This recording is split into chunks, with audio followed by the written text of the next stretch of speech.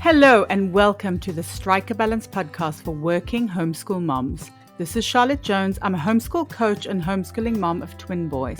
I know it can feel really overwhelming to keep all the balls in the air all the time. So each week I chat about tips and strategies for being a happy and thriving working homeschool mom that you can implement in your life too. I also speak to awesome and inspiring women who manage to juggle homeschooling and work successfully and find out what their secrets are. Be sure to check out my Working Homeschool Mom Time Audit and Mindset Challenge in the show notes and sign up to my newsletter for lots of cool homeschool freebies. And if you ever need to chat, please book in a session with me. I'm so excited for you to be here and I hope you'll get so much value out of this episode. So let's get started. Hello, my lovely friends. I am so excited about today's episode because it is something that I absolutely love talking about, and that is mindset, and specifically a growth mindset. So I think growth mindset is a phrase that most of us are familiar with. It was coined by Dr. Carol Dweck in 2006 in her book, Mindset, The New Psychology of Success. And she also spoke about it in her 2014 TED Talk, which I highly recommend. I'm a huge fan of TED Talks in general, and it is a very good one. So Dweck did most of her research with children in the American education system, but a growth mindset works very well for overwhelmed working homeschool moms too. So in this post, I want to give you some practical ways that you can apply a growth mindset in your life. So as working mothers who homeschool as well, there's a lot that can be overwhelming. Apart from working and homeschooling, which both take loads of energy, there's also cleaning and cooking, working out and self-care, socializing and spending time with your partner, working towards your goals and dreams, and having a few minutes just to be. So when I list it out like that, it does seem like a lot. But what I've learned from the last 5 years is that it is possible to juggle or to find a balance, and that mindset is everything. And if you've been listening to this podcast for a while, you'll know that all my podcast guests, or most of them, agree that mindset is everything for being a happy and thriving working homeschool mom. So there's a lot of stuff on the internet about growth mindset. I use Positive Psychology. They've got a lot of great mindset resources and activities that you can do.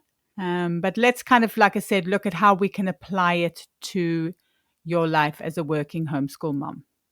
So one of the first things that Positive Psychology suggests for nurturing a growth mindset is to challenge yourself. So if you're like me, then your comfort zone is your happy place. But you know, like I do, that unfortunately you have to step out of this warm and fuzzy place in order to grow. So taking on a challenge and then failing can be really hard, but getting back on that horse is said to be a great way to nurture a growth mindset. So obviously taking on a challenge where you are not guaranteed success is definitely stepping out of your comfort zone. So this podcast for me, for example, is something like this, me stepping out of my comfort zone, going live on Facebook and on Instagram. Those are also stepping out of my comfort zone. I mean, the only way to kind of get better at them is to do them. So, but let's think about a more specific example. So let's say your child is a reluctant learner. So my children generally can be quite reluctant. So I know this topic intimately, and it can be incredibly frustrating and very challenging. And you might even be tempted to give up homeschooling because you feel like a failure. Lots of homeschool moms feel like this. But if you have a growth mindset, or if you use a growth mindset, you could rather maybe spend some time mindfully and calmly looking at the situation so that you can see it more clearly. Instead of reacting to a situation, rather taking yourself out of the situation can really, really help you to see things much more clearly. What you could also do is try other ways to engage your child, such as by trying different resources or even deschooling. Maybe your child is reluctant because they need some time to adjust to the new normal. You could also take a break and go back when you're in a better space. I find this really, really helps. And this is why we homeschool year round, so we can take those breaks when we need to and then go back with clearer heads and trying new things. You could also speak to your child about what they like and what they don't like. Obviously, if they're old enough, they'll be able to tell you what they want to do or how they like to learn. Or you could always ditch the curriculum that you're using that isn't working and try another one.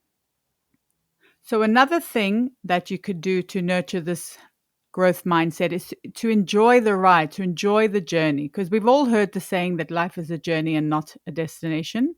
And this definitely can apply very nicely to working homeschool mom life. So, let's use the example of starting your own business or being an entrepreneur. And if you have to fit it around homeschooling, it can be doubly hard. But let's apply a growth mindset to this problem as well. So, success comes from small, consistent steps in the right direction.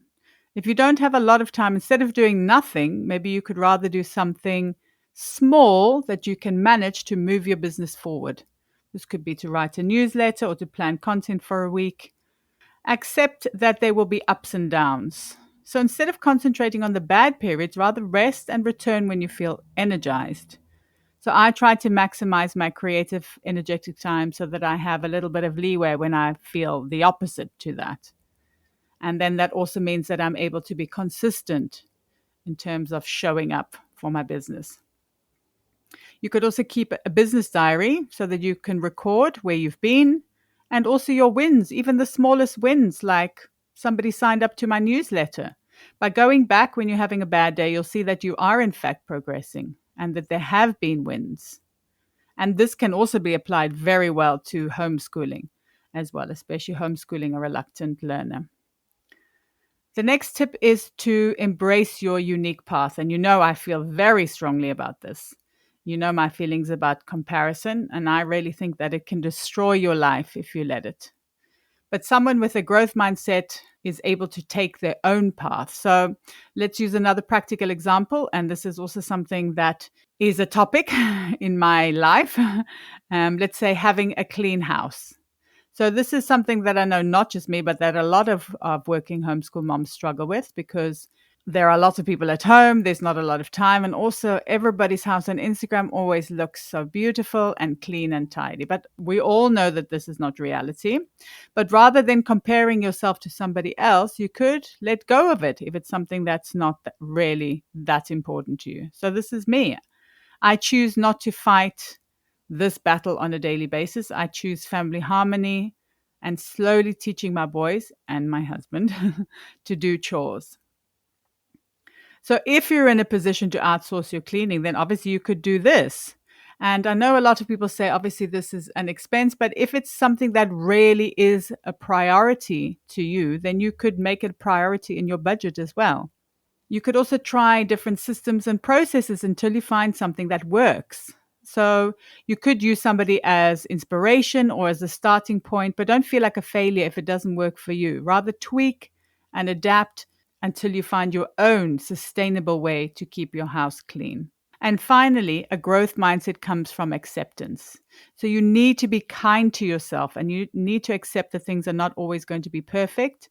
You also have to give yourself permission to give it another go. So a great example of how you can apply acceptance is, let's say, with working out and healthy habits. So we all know that we need to stop doing certain things and then we need to start doing certain things, but it can be really, really hard. And I think often it's because we're so hard on ourselves. So rather than beating yourself up for, let's say, eating chocolate or not working out for a week, you could rather talk to yourself kindly rather than allowing your self-talk to be harsh and critical, because that self-talking voice can really form your self-image. So if you can change it from a nasty voice to a kind and accepting voice, it can make a huge difference.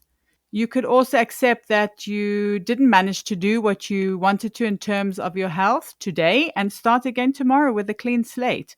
Because I used to do that. I would always say, oh, I've eaten chocolate, so that means the whole week is ruined. Rather than saying, okay, so I ate a bit of chocolate tomorrow, I can start again.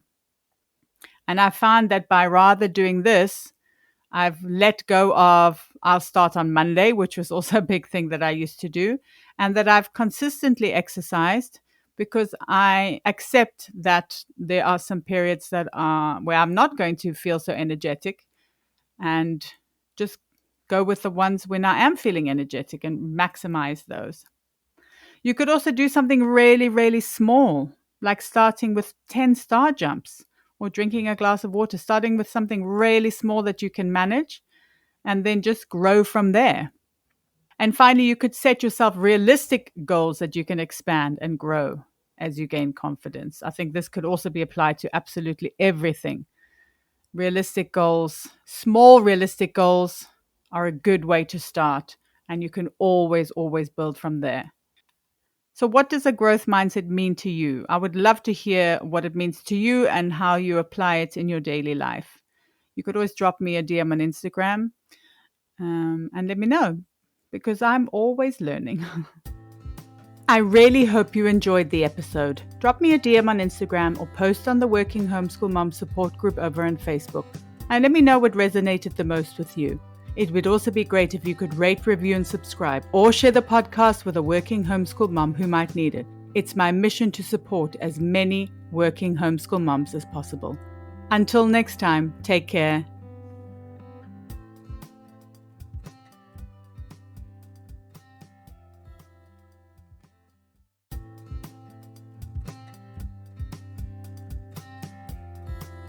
Hello and welcome to the Strike a Balance podcast for working homeschool moms. This is Charlotte Jones. I'm a homeschool coach and homeschooling mom of twin boys. I know it can feel really overwhelming to keep all the balls in the air all the time. So each week I chat about tips and